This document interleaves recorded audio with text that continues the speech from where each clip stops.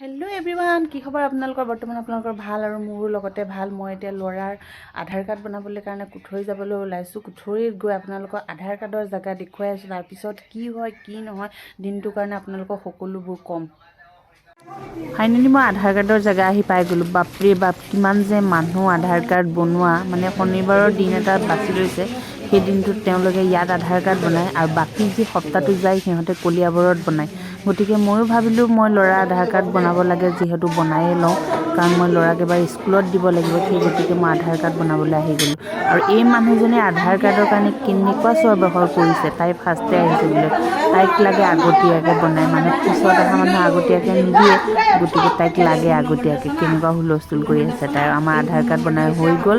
বৰ্তমান আহি গ'লোঁ। আহি লৈ পেলাই এতিয়া মই দোকানত সোমাই গ'লোঁ। এই দোকানত সোমাই মই কি কৰিছোঁ চাম।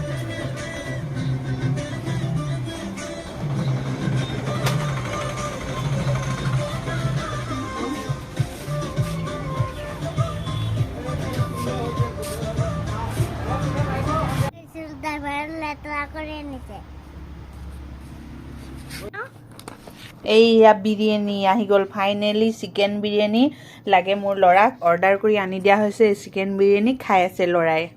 এইয়া বিৰিয়ানী। এয়া দি দিয়া, ঢাকি থোৱা।